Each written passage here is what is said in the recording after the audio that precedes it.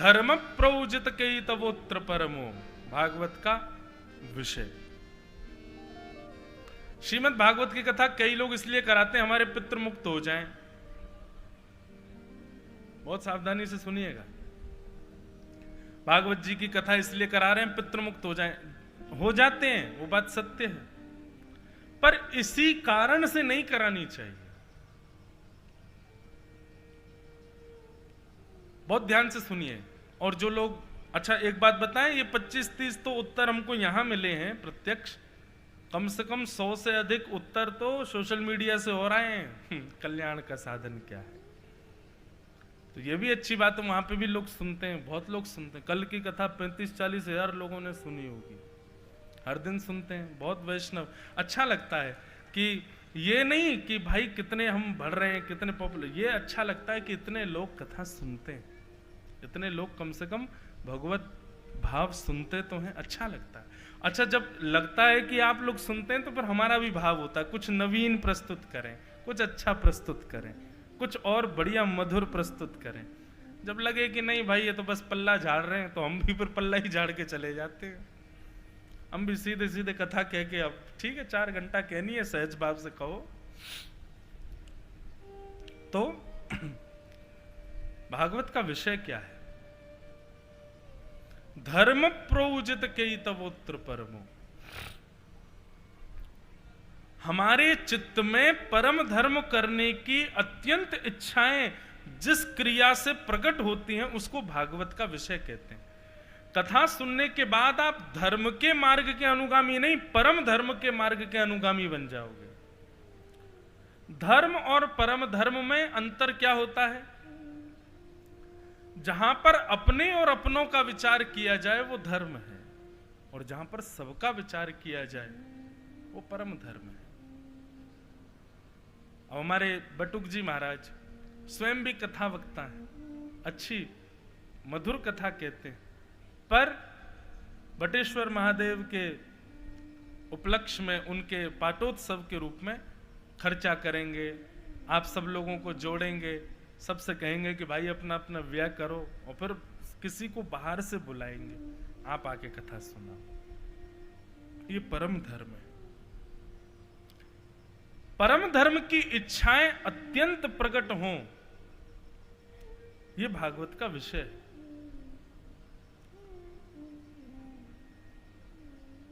भागवत का विषय। दूसरी बात, भागवत का अधिकारी कौन है? डिजर्व कौन करता है भागवत की कथा? तो कहते हैं निर्मत्सराणाम सताम, जिसके चित्त में मात्सर्य दोष नहीं है। एक बात सदैव याद रखिएगा बंधुओं, अगर आप स्वयं को वैष्णव कहते हैं, स्वयं को भक्त कहते हैं, स्वयं को भगवत अनुरागी कहते हैं, लेकिन कहीं ना कहीं मात्सर्य दोष आपके चित्त में है, तो निश्चित है कि आप अभी परिपूर्ण रूप से वैष्णव हुए नहीं हो। मात्सर्य दोष किसको कहते हैं? किसी अन्य से जलन होना, किसी से चिढ़ होना, किसी के प्रति दुर्भाव चित्त में आना, किसी की उपलब्धि देख करके स्वयं को असहज अनुभव करना, ये सब मात्सर्य दोष कहलाते हैं। और एक बात कहें, 95% लोगों में मात्सर्य दोष होता है। बुरा नहीं मानिएगा, इस पंडाल में बैठे हुए भी अधिकतर लोगों में मात्सर्य दोष होगा। स्वयं सोचिए, विचार करिए, क्या नहीं है हमारे अंदर? है किसी एक के प्रति तो हमारे भीतर होता है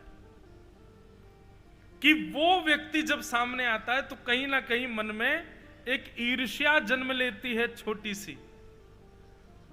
आपका उद्देश्य अब यह है कि वो व्यक्ति आपको प्रिय लगना चाहिए, इतना नाम जप करो। उसके प्रति अभी ईर्ष्या भाव नहीं आना चाहिए आपके चित्त में। जब तक वो प्रिय ना लगने लग जाए तब तक आप नाम जप बढ़ाते रहो, कथाएं सुनते रहो, इतना सत्संग करो कि वो प्रिय दिखे। और आपके अत्यंत प्रयास करने के बाद भी वो प्रिय नहीं हुआ तो आपका सब करना व्यर्थ है। प्रिय लगे। हम तो कहते हैं कथा सुनने के बाद में 7 दिन बाद इसका प्रैक्टिकल किया करो। जिस व्यक्ति से आपको कभी ईर्ष्या हुई है, जिस व्यक्ति से आपको सूक्ष्म एक उसको देख करके मन में ईर्ष्या का भाव उत्पन्न होता है, कथा सुनने के बाद उसके गली में जाया करो, उसके घर के बाहर जाया करो, और वो दिख जाए ना उसको देखा करो। अभी भी ईर्ष्या हो रही है, अभी और कथा सुननी है मुझे। जिस दिन उसको देखते ही उसमें ईर्ष्या का भाव ना, उससे प्रेम का भाव प्रकट हो जाए, बस समझना अब राम जी मिलने को तैयार हैं हमसे, अब बस ठाकुर जी अब हमसे मिलेंगे। क्यों? आप कहोगे क्या राम जी को रावण से ईर्ष्या नहीं थी? ईर्ष्या होती ना तो हनुमान जी को नहीं भेजते, ईर्ष्या होती ना अंगद जी को नहीं भेजते समझाने, ईर्ष्या होती तो सीधे आक्रमण होता, ईर्ष्या होती तो समझाया नहीं जाता। लेकिन सामने वाला मान ही नहीं रहा है किसी भी क्रिया से, तब युद्ध हुआ।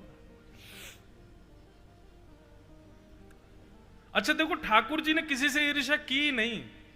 महाभारत युद्ध भी जब होने वाला था तो भगवान स्वयं शांति दूत बन करके गए और कौरवों को एक बार समझाने का प्रयास किया, अरे दुर्योधन एक बार और विचार कर ले भैया, युद्ध में तुमको लग रहा है अभी बोलने में कि युद्ध करके हम जीत जाएंगे और ये वो, पर कितनी बालक अनाथ हो जाएंगे, कितनी माताएं विधवा हो जाएंगी, पूरी इंद्रप्रस्थ की भूमि, हस्तिनापुर की भूमि रक्त रंगित हो जाएगी, विचार कर लो भाई। अरे 5 गांव ही दे दो पांडवों को, भगवान वहां भी समझाने गए थे।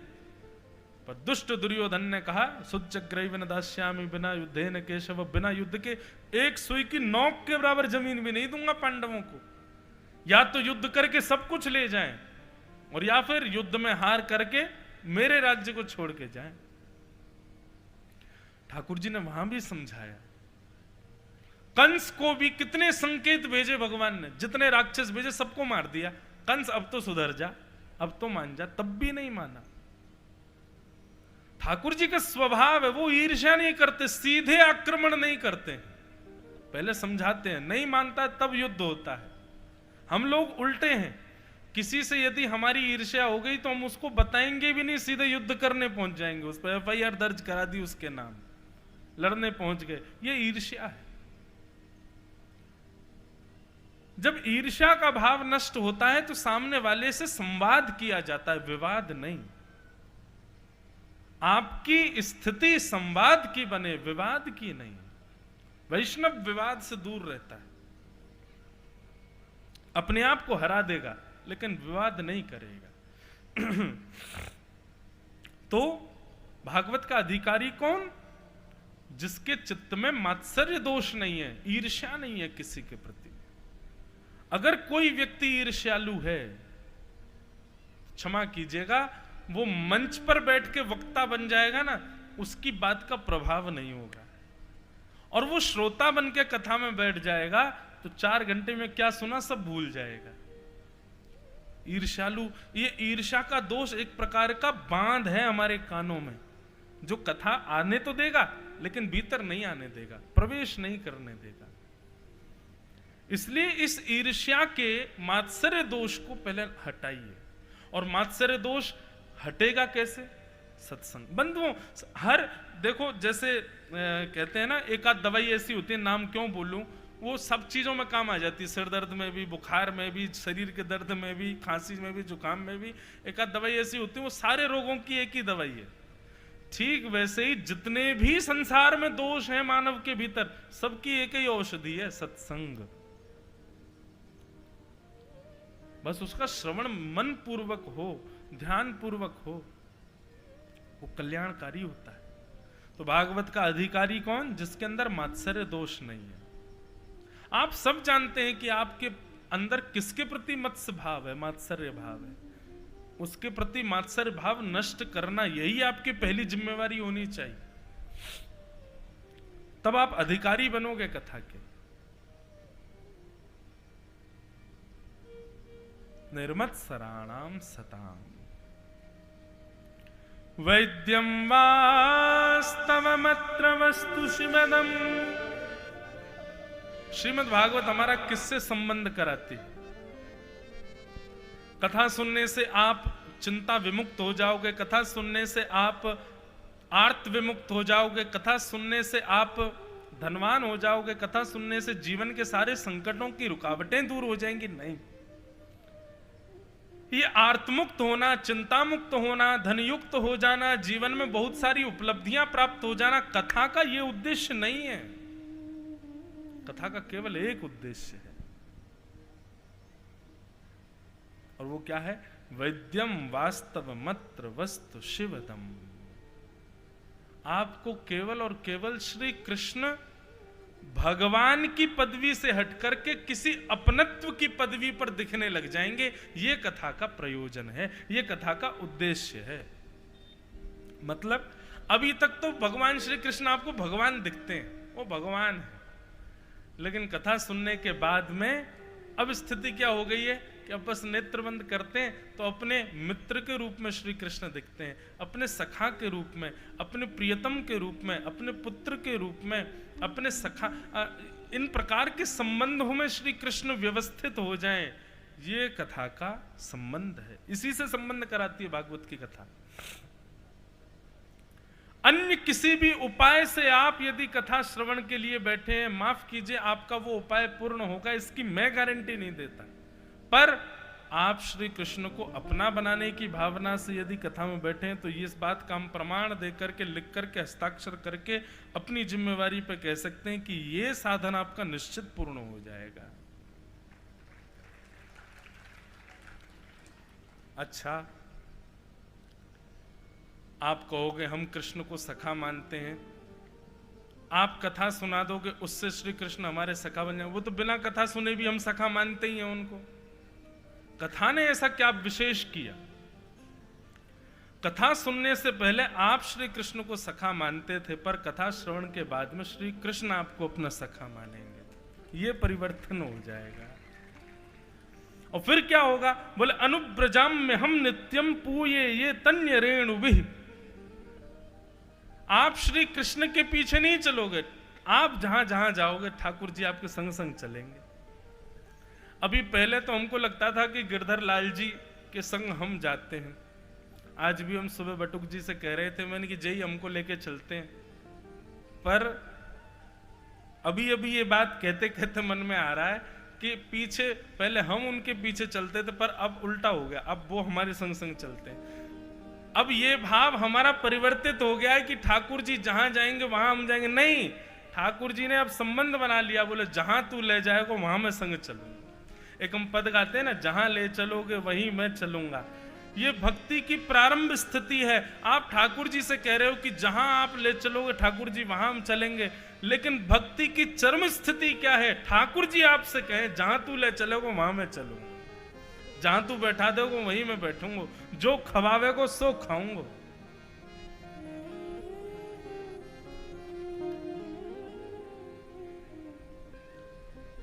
भक्ति की चरम स्थिति क्या है? तुम ठाकुर जी के पीछे पड़ो नहीं, मेरा सुमिरन हरि करे मैं पावा विश्राम।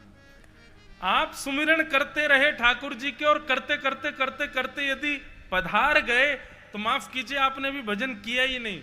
सुमिरन करते करते करते करते एक दिन ऐसी स्थिति आ जाए कि आपका सुमिरन बंद हो जाए, ठाकुर जी आपका सुमिरन प्रारंभ कर दें। बंधुओं, मीराबाई सुमरती थी ठाकुर जी को, पर एक स्थिति ऐसी आ गई थी कि मीराबाई को ठाकुर जी सुमरते थे। गोस्वामी तुलसीदास जी स्मरण करते थे राम जी का, पर एक स्थिति ऐसी आ गई थी राम जी स्मरण करते थे गोस्वामी जी का।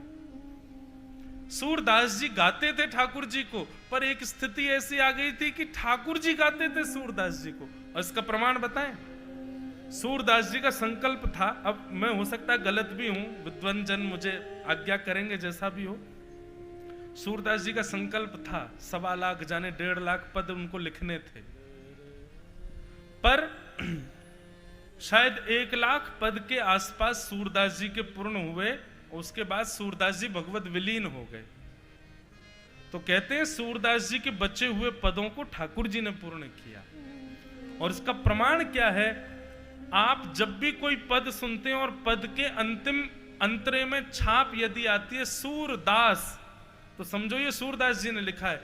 लेकिन किसी किसी पद में छाप आए सूर श्याम, तो समझो ये ठाकुर जी ने लिखा है। ये प्रमाण है। हो गई ना स्थिति। पहले सूरदास जी भज रहे थे ठाकुर जी को, लेकिन स्थिति ऐसी आई कि सूरदास जी को ठाकुर जी भजने लगे।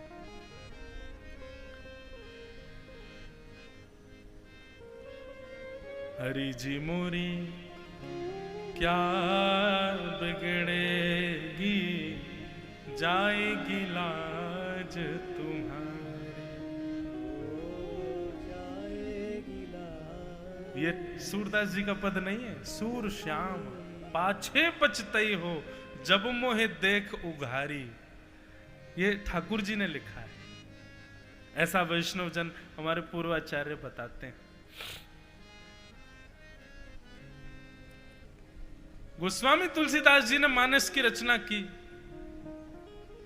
विनय पत्रिका की रचना की। आप इस बात को विश्वास मान लीजिए, ये सारी रचनाएं गोस्वामी जी ने लिखी जरूर हैं, पर इनमें कहीं ना कहीं कोई ना कोई भाव स्वयं रघुनाथ जी ने वर्णित किया होगा और नाम तुलसीदास जी का लिख दिया होगा। ये बात निश्चित है। व्यक्ति हर समय उस भाव में नहीं रह सकता। कई विशेष भाव जो स्पर्श करते हैं, हृदय स्पर्शी होते हैं, ठाकुर जी लिख के जाते हैं उन भावों को। गीत गोविंद जयदेव महाप्रभु पद लिख रहे थे अष्टपदी, और पद लिखते लिखते लिखते अंतिम भाव नहीं आ रहा था। क्या करूं क्या करूं क्या करूं। पत्नी को कह के गए, अब ये आके लिखूंगा, मैं स्नान के लिए जा रहा हूं। जैसे स्नान करने के लिए गए, इतने में ही ठाकुर जी जयदेव महाप्रभु का रूप बना करके आ गए। और जैसे ही कक्ष में आए, पत्नी बोली, आप तो स्नान करने गए थे। अरे नहीं देवी, मुझको याद आ गया, मैं तुरंत लिख देता हूं। तुरंत लिख दिया अंतिम पद, और लिखने के बाद बोले, देवी सुनो, आज स्नान बाद में करेंगे, पहले भोजन कराओ। जयदेव महाप्रभु की पत्नी बोली, आज तो पता नहीं क्या होगा। बोले जल्दी भोजन कराओ, भूख लगी है हमको। अब महाप्रभु जी की पत्नी बढ़िया भोजन बना लाई, और ठाकुर जी जयदेव महाप्रभु के रूप में गए, खूब चट खूब पाए उनके घर में प्रसादी। उनकी पत्नी का नियम था, वो जयदेव महाप्रभु की झूठी थाल में ही प्रसाद पाती थी, उच्छिष्ट पति का पाती थी। अब ठाकुर जी तो पाके बोले, अब मैं जा रहा हूं स्नान करने, तुम पालो। अब वो महाप्रभु जी की पत्नी उसमें पाने लगी। इतने में जयदेव महाप्रभु, असली जयदेव महाप्रभु आ गए। आकर के बोले, देवी ये तुमने क्या किया? नहीं कोई दिक्कत नहीं है, पाओ, पर तुम्हारा तो नियम है कि हम पा लेते हैं, हमारे बाद तुम हमारी थाली में पाती हो। आज हमसे पहले ही शुरू हो गई, इतनी भूख लगी तुमको? पत्नी बोली, क्या बात कर रहे हो, अभी अभी आप पा करके गए? जयदेव महाप्रभु बोले हम तो स्नान करने गए थे, उसके बाद संध्या वंदन करके हम आए। पत्नी बोली, अरे आप आए तो थे बीच में, आके बोल के गए, मुझको पद याद आ गया, आपने पद पूर्ण किया। पद पूर्ण करने के बाद आपने कहा भोजन लगाओ, भोजन किया, उसके बाद ही में आप कहां खो गए, स्वप्न में हैं क्या? जयदेव महाप्रभु बोले, मैं नहीं, तुम स्वप्न में हो। अरे पद तो पूर्ण हुआ ही नहीं। पत्नी बोली, पद लिख के गए हो आप पूरा। जयदेव महाप्रभु दौड़ करके गए, जैसे ही पन्ना खोल करके देखा, अंतिम पंक्ति जो उनको याद नहीं आ रही थी वो वहां लिखी हुई थी। वो देखते ही, और वो उसका अर्थ क्या था मुझे स्पष्ट याद नहीं, पद मुदारम, देही पद पल्लव मुदारम ऐसे करके है अंतिम पद। तो उसका अर्थ ये था कि ठाकुर जी के गुणानुवाद किए जयदेव महाप्रभु ने, ठाकुर जी ऐसे, ठाकुर जी ऐसे, ठाकुर जी ऐसे। अंतिम पंक्ति में कुछ याद नहीं आ रहा था, तो स्वयं जगन्नाथ जी जयदेव महाप्रभु के रूप में आकर के लिख करके गए, ऐसे श्रेष्ठ ठाकुर जी का सिर सदा श्री जी के चरणों में झुका रहता है। ये पद ठाकुर जी लिख करके गए, और ये देखते ही जयदेव महाप्रभु के नेत्र सजल हो गए। पत्नी के हाथ से थाल छीन लिया, पाने लगे। पत्नी बोली, मेरा झूठा है। बोले, तेरा नहीं, ये तो श्री जगन्नाथ जी का उच्छिष्ट है। अरे देवी, मैं नहीं, वो श्री स्वयं जगन्नाथ जी आए थे, आकर के पंक्ति पूर्ण करके गए, और तेरे हाथ की प्रसादी पा करके गए, मुझे तुझे प्रसाद दे करके गए। ये स्थिति, तुम भजो तब तक भक्ति नहीं, एक स्थिति ऐसी आए ठाकुर जी तुमको भजने लग जाएं, तब समझो कि अब भक्ति की स्थिति हुई है, अब हमारी भक्ति लाभदायी हो रही है। अच्छा, आज के परिप्रेक्ष्य में ये कैसे देखोगे, तो मैं एक युक्ति बताता हूं। कभी हमारे वृंदावन जाओ, राधा रमन, राधा वल्लभ, बांके बिहारी दर्शन करने जाओ, तो ठाकुर जी तुमसे प्रसन्न है कि नहीं, ठाकुर जी तुमको भजते हैं कि नहीं, याद करते हैं कि नहीं, इसका प्रमाण देखना हो ना, तो बिहारी जी के मंदिर में जाने से पहले ही सोच लो। आज बिहारी जी ने अगर नीली पोशाक पहनी होगी, गले में वैजंती माला, गुलाब की माला, मोतियों की माला, माथे पर ऐसा मुकुट, मतलब पूरा श्रृंगार आप पहले ही विचार कर लो और बोलना पूरे श्रृंगार में से यदि कुछ भी बिहारी जी ने धारण किया होगा तो मैं मान जाऊंगा कि बिहारी जी मुझसे प्रसन्न है। आप सुनो, एक बात बताएं, इस भावना से जब आप दर्शन करने जाओगे, बिहारी जी के उस रूप को जन्म जन्मों तक भूल नहीं पाओगे, क्योंकि आपकी दृष्टि फिर परखेगी ठाकुर जी को। और कहीं आपने जो विचार किया वो अगर मिल गया तो 3 आदमी संग लेके जाना, क्योंकि बेहोश हो जाओगे। फिर 3 आदमी चाहिए उठाने के लिए, फिर आप अनकॉन्शियस हो जाओगे, आप देह शुद्ध नहीं रहेगी। विचार करो, कुछ जो आपने सोचा वैसे ठाकुर जी मिल गए। हम तो खूब करते हैं ठाकुर जी के संग ऐसी लीला। अभी की बात है, ये हमारे ठाकुर जी का हर वर्ष उत्सव होता है 11 से 17 जनवरी। बटुक जी पधारे थे द्वारिका। अगले वर्ष वो उत्सव नाथ द्वार में है। तो हम कथा द्वारिका पूर्ण करके सीधी मेरी कथा थी गुना में, मध्य प्रदेश। तो हम सोच रहे थे कैसे जाएं गुना, तो द्वारिका से हम आ गए इंदौर, और इंदौर से बाय रोड गुना जाना था। तो विचार था कि मध्य में महाकाल भगवान को प्रणाम करेंगे और सीधे जाएंगे, फिर गुना में जाके कथा करेंगे। लाल जी हमारे संग थे, हम 2 लोग थे, हम और अनुस पंडित जी थे साथ में। तो जैसे ही हम महाकाल मंदिर पहुंचे तो मैंने कहा, ड्राइवर भैया गाड़ी ऑन रखना, ठाकुर जी को हम यहीं छोड़ जा रहे हैं गाड़ी में। मैं अपने उतर गया गाड़ी में से, चलने लगा। पंडित जी पीछे आ रहे थे, पीछे देखा तो ये ठाकुर जी को जबरदस्ती ले ही आ रहे थे संग में। मैंने कहा, अरे भैया मैं गाड़ी ऑन करवा के आया, तो ठाकुर जी को छोड़ दो वहीं पे, तुम ले क्यों आए? बोले हमने सुना ही नहीं। अब मैंने किया, यार इनने सुना ही नहीं कि मैंने कहा है ठाकुर जी को छोड़ दो गाड़ी में, गाड़ी ऑन है, हम दर्शन करके आते हैं। ये बोले हमने सुना ही नहीं। मैंने किया, अब ले आए हो तो अब वापस क्यों करो, ले चलो। तो मन में एक सूक्ष्म भाव आया कि भाई मेरा मन तो था कि मैं महाकाल से मिलूं, पर महाकाल का मन था मुझे लाल जी से मिलना है। तो अभी सुनो आगे और। लेकिन इस बात में संशय था, मन में संशय था कि अंदर भीड़ होगी, कहीं हमारे लाल जी बेचारे बिच नहीं जाएं। अब ले तुम आए इनको, मन में संशय था। मन में यही संशय चल रहा था, महाकाल की इच्छा होगी तो कुछ विशेष होगा। अंदर जाते पता नहीं कहां से वहां के प्रोटोकॉल वाले और वो सब हमको पहचान गए। अरे महाराज जी आप तो कथा करते हो। मैंने हाँ भैया कथा करते। साथ में थे 2-3 लोग और थे। तो व्यवस्था ये हुई कि फिर मंदिर के मुख्य पुजारी जी भी पहचान गए, तो उनने हमको वीवीआईपी बुला लिया। तब तक भी था चलो ठीक है, लाल जी भीड़ में नहीं गए, व्यवस्थित है अभी तक भी मामला। जैसे ही महाकाल भगवान के सामने गए, दर्शन करके बलैया ली, जय हो हमारे गोपेश्वर महादेव, राधा वल्लभ लाल की जय, हमारे गिरधर लाल की जय। हम महादेव के मंदिर में जाकर ठाकुर जी की जय जयकार करते हैं, खुश होते होंगे महादेव। इतने में ही वो पुजारी जी आए और पंडित जी से बोले, लाओ ये क्या है? मैंने कही ये प्रसाद नहीं है, हमारे ठाकुर जी है इसमें, मैं कहीं ये जाके चढ़ा दें भीतर। पंडित जी हट करें, नहीं नहीं ये दो, हमको दो। अरे मैं भीड़ भाड़ बहुत थी, मैं उनसे कहूं मैंने ठाकुर जी हैं हमारे, वो सुने ही नहीं, ले ही गए भीतर। अब मैंने की भाई अब क्या होगा, मैंने की ये कहीं प्रसाद के डिब्बा की तरह चढ़ा नहीं था, छोटी सी झांपी जी में लाल जी, हमारे नेक्स्ट से लाल जी। महाकाल भगवान के सामने जाकर के उन्होंने वो खोला और तुरंत लाल जी को उठा करके नेक्स्ट से लाल जी, महाकाल भगवान ने विशाल माला पहनी थी, वो माला में ही ठाकुर जी को विराजमान कर दिया, हरि हर मिलन हो गया। और उसके बाद जो मेरी स्थिति, नेत्रों में आंसू नहीं रुके। और तब ये बात पुष्ट हो गई कि नहीं, महाकाल चाह रहे थे कि लाला जन्मोत्सव मना के द्वारिका से आए और एक बार मेरे गले तो लगाए दो या को। अच्छा फिर क्या हुआ, शीतकाल में हमारे ठाकुर जी ज्यादा स्नान नहीं करते।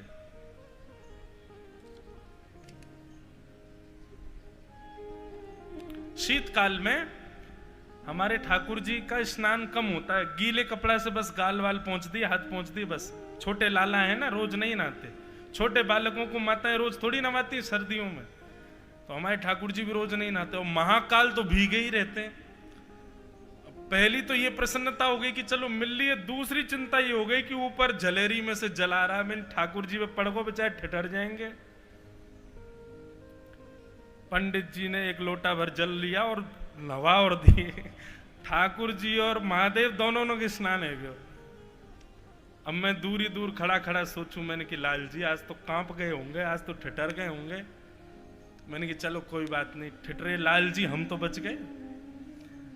अब लाल जी को ला करके पंडित जी उन्होंने वापस कर दिया, झांपी जी हमने लिए। अब मैं जैसे ही नीचे देहरी को प्रणाम करने गया तो जो बड़ी माला महादेव ने पहनी थी वो उतार के पंडित जी ने मुझ पे डाल दी। उसमें था कम से कम 2-2.5 किलो पानी, और वो धारण होते मैं और भीग गया पूरा। और मन ही मन हंसू, मैंने कि लाला तेरी लीला। ये सब अनुभूतियां जो होती है ना, ये सब अनुभव जो होते हैं, मैं ऐसा कोई यहां चार नहीं कर रहा हूं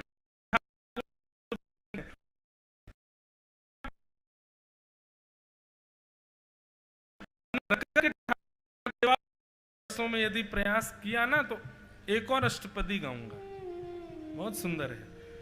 आप लोग ये जो फोन में निकाल रहे हैं गीत गोविंद बंधुओं, इसका प्रयास कीजिएगा कि कल से नित्य गीत गोविंद अपने ठाकुर जी को शयन के समय सुनाओ। और अपने ठाकुर जी को तो सुनाओ ही, एक बगल में स्वस्थ आज ही दुकान से बढ़िया नया आसन खरीदना, उस पर इत्र लगाना, इत्र लगा करके उस पर बढ़िया जो गुलाब जल का छिड़काव करके सुगंधित कर देना। उस आसन को कोई और प्रयोग ना करे, खाली आसन एक चौकी पर रख करके ऐसा भाव रखना कि ठाकुर जी इस पर बैठे हैं। फिर गीत गोविंद गाना 1 महीना 2 महीना 6 महीना 1 वर्ष 2 वर्ष 5 वर्ष नित्य गीत गोविंद उस आसन पर बैठ के ये भाव रखना कि इस पर ठाकुर जी बैठे हैं इस आसन पर। और गीत गोविंद आप पाठ करना, एक दिन आपको ऐसा अनुभव होगा कि उस आसन पर साक्षात ठाकुर जी अपनी ठोड़ी पर हाथ रख के बैठे और आपका गीत गोविंद सुन रहे हैं। और ये बात कोई मैं कह रहा हूं, मेरी बात पर विश्वास ना हो, स्वयं नाभा गोस्वामी भक्तमाल जी में कहते हैं, ता सुनवे राधा रमन अवश्य पधारे। गीत गोविंद सुनने के लिए श्री राधा रमन लाल जी अवश्य आते हैं। आओ सब लोग आओ। श्रित कमला कुच मंडल धृत कुंडल धृत कुंडल कलित ललित वनमाल जय जय देव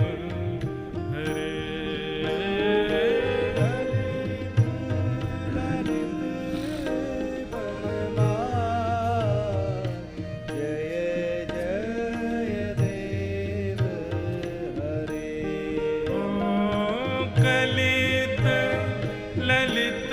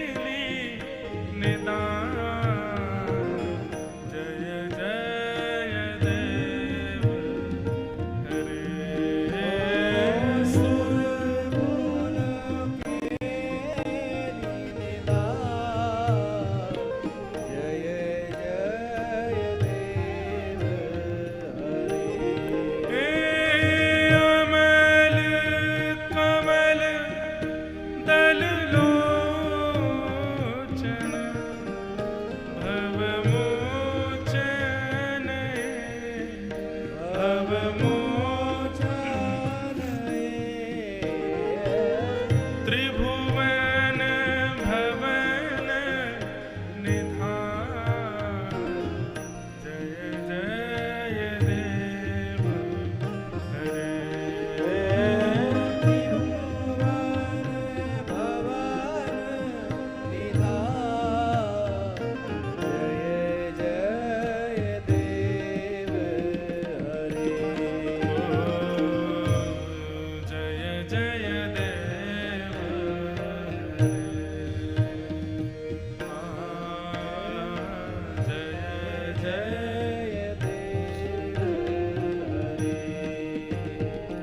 जनक सुता कृत भूषण, जित दूषण जित दूषण, समर समित दशकन, जय जय देव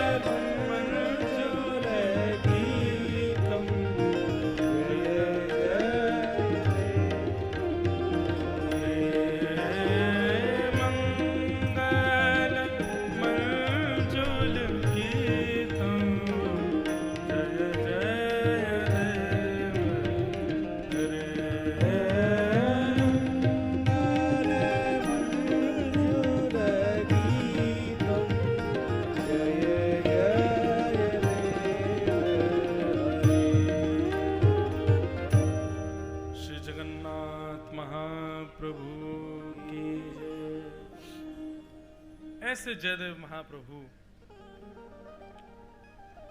गीत गोविंद गा रहे हैं, पर उनकी भक्ति की प्रधानता क्या है कि उनकी भक्ति से प्रसन्न होकर के ठाकुर जी उनके अपूर्ण शब्दों को पूर्ण करने के लिए कवित्व रूप धारण करके आ जाते हैं, उनके भाव को पूर्ण करते हैं। यही भक्ति का स्वरूप होता है बंधु, कि ठाकुर जी आपके इतने प्रेमास्पद हो जाएं, और ये केवल संभव भागवत से हो सकता है।